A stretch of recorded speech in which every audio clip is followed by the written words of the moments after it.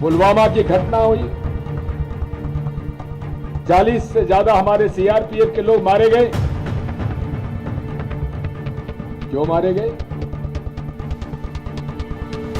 CRPF के लोगों ने, डायरेक्टर ने मांग की थी कि ये सेंसिटिव जोन है, इन सीआरपीएफ के जवानों को हवाई जहाज से श्रीनगर से दिल्ली भेजा जाए।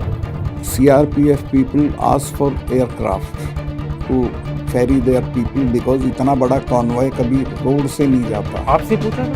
नहीं, आपसे ये मेरे से नहीं, जो जिससे कंसर्न थे होम मिनिस्ट्री से पूछा, राजनाथ जी के यहाँ। They refuse to give. अगर मेरे से पूछते तो मैं एयरक्राफ्ट देता उनको, कैसे भी देता। 5 एयरक्राफ्ट की जरूरत थी सिर्फ, उनको एयरक्राफ्ट नहीं दिया गया। ये आप इम्पोर्टेंट चीज कह रहे हैं। होम मिनिस्ट्री से इजाजत मांगी एयरक्राफ्ट के लिए and home ministry refuse to give. Yes, and I told it to the prime minister same evening कि ये हमारी गलती से हुआ है, अगर हम एयरक्राफ्ट दे देते तो ये नहीं होता। तो उन्होंने मुझे कहा कि तुम अभी चुप रहो। पुलवामा हमले पर कांग्रेस के वरिष्ठ नेता दिग्विजय सिंह ने हमेशा सवाल उठाए, लेकिन बीजेपी ने राष्ट्रवाद की आड़ में उनके बयानों को राष्ट्रद्रोह की श्रेणी में लाने में कोई कसर नहीं छोड़ी। लेकिन कहते हैं ना, सत्य परेशान हो सकता है, पराजित नहीं। क्योंकि अब पुलवामा के सत्य को सामने लाने का बीड़ा बीजेपी के वरिष्ठ नेता, पुलवामा घटना के वक्त कश्मीर के राज्यपाल रहे सत्यपाल मलिक ने उठाया है। Let me tell you the facts.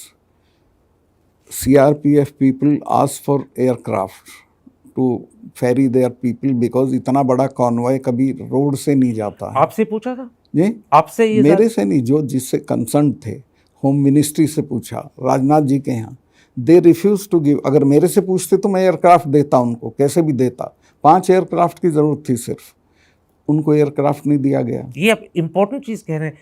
Home ministry से इजाजत मांगी एयरक्राफ्ट के लिए and home ministry refuse to give. Yes, and I told it to the prime minister same evening कि ये हमारी गलती से हुआ है, अगर हम एयरक्राफ्ट दे देते तो ये नहीं होता। तो उन्होंने मुझे कहा कि तुम अभी चुप रहो।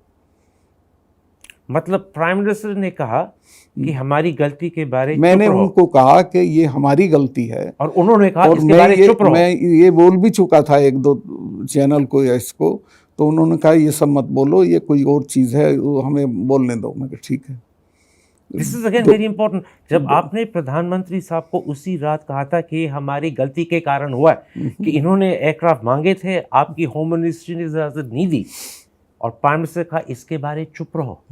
In other words, don't let people know we made a mistake.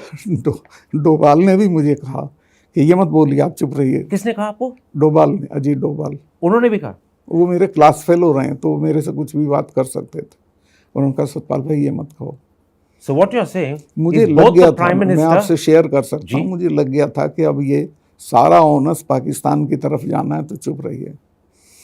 मतलब ये एक तरह की सरकार की चालू पॉलिसी थी कि blame Pakistan, exactly, and we will get credit and it will help our election. Exactly. जैसे पुलवामा आज तक देश के लोगों की निगाह में एक बड़ा रहस्य है कि क्या हुआ था।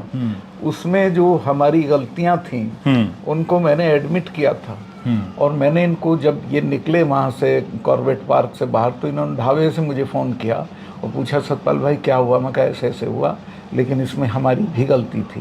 तो उन्होंने कहा अभी चुप रहो, मैं आ जाऊँ दिल्ली तब बात करेंगे। फिर मुझे NSA का फ़ोन गया, उसने कहा सतपाल भाई इस पर बोलना नहीं है अभी कुछ। मैं कहा ठीक है नहीं बोलना।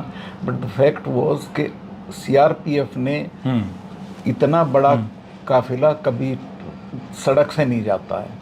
इनसे जहाज़ मांगे थे होम मिनिस्ट्री से, जो 5 एयरप्लेन होने, मेरे से मांगते तो मैं कर देता, लेकिन मैं लूप में ही नहीं था। उन्होंने अपना मिनिस्ट्री में मांगे, मिनिस्ट्री ने मना कर दिया, तो वो सड़क से चल दिए।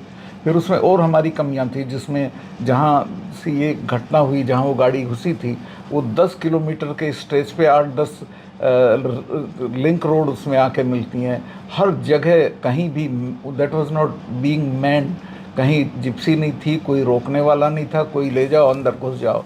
तो बहुत हमारी कमी। पुलवामा का काला सच धीरे धीरे सामने आ रहा है। भाजपा के वरिष्ठ नेता सत्यपाल मलिक को बेबाकी से सत्य सामने लाने के लिए साधुवाद तो देना ही चाहिए, साथ ही मध्य प्रदेश के पूर्व मुख्यमंत्री दिग्विजय सिंह को भी धन्यवाद देना चाहिए, जो सत्य को उजागर करने का लगातार प्रयास कर रहे थे। पुलवामा की घटना हुई, 40 से ज्यादा हमारे सीआरपीएफ के लोग मारे गए। क्यों मारे गए?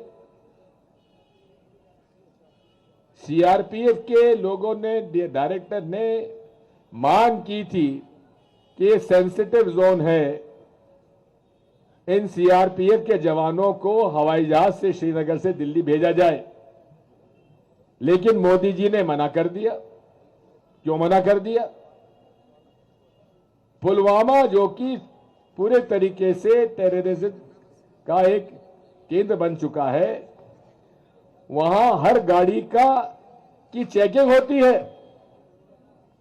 वहां एक स्कॉर्पियो गाड़ी उल्टी दिशा से आती है, उसकी जांच पड़ताल क्यों नहीं हुई? और जांच पड़ताल भी नहीं हुई और उसके बाद वो आके टकराती है और हमारे 40 सीआरपीएफ के जवान शहीद हो जाते हैं। आज तक उस घटना की जानकारी ना संसद में उन्होंने पेश की, ना जनता के सामने रखी। पुलवामा हमले की बरसी पर मध्य प्रदेश के पूर्व मुख्यमंत्री दिग्विजय सिंह के एक ट्वीट ने सियासी गलियारों में भूचाल ला दिया है।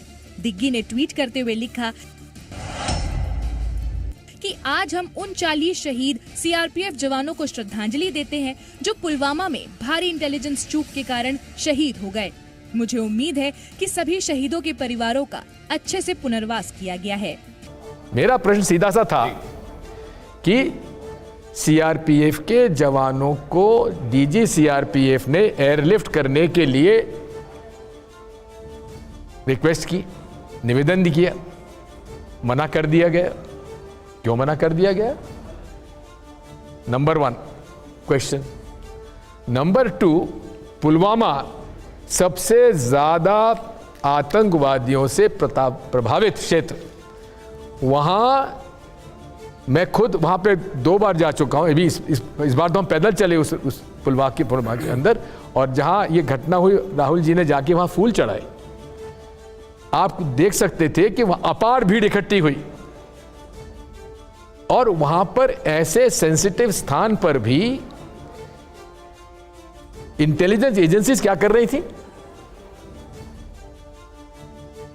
एक स्कॉर्पियो गाड़ी आती है और सीआरपीएफ के 40 जवान शहीद हो जाते हैं। इंटेलिजेंस एजेंसी का फेलियर इसमें है कि नहीं है, यह मेरा प्रश्न था। और अगर इंटेलिजेंस फेलियर था तो किसका फेलियर था, उस पर कार्रवाई क्यों नहीं हुई? नंबर 3 यह है कि आपने इधर दुर्घटना हुई, हादसा हुआ, उसके बाद आपने अनाउंस कर दिया 300 किलो आरडीएक्स था। भाई जब ब्लास्ट हो गया तो आपको यह कैसे मालूम पड़ा कि उसमें 300 किलो था? ये मेरे प्रश्न थे, इसमें क्या गलत था? और सीधी बात यह है कि भाजपा पर सवाल हिंदू धर्म पर सवाल नहीं है, मोदी पर सवाल देश पर सवाल नहीं है, और पुलवामा पर सवाल सेना पर सवाल नहीं है। ये जरा सी बात देश के नागरिकों को समझ आ जाए तो वे कभी दिग्विजय सिंह के बयान को नकार नहीं सकते। इसलिए अब जरूरी है कि पुलवामा का सच देश के एक एक नागरिक को बताया जाना चाहिए कि कैसे जानते बूझते सैनिकों को मौत के मुंह में जाने दिया गया, और उस पूरे मामले को भाजपा ने सत्ता की सीढ़ियों में तब्दील कर दिया।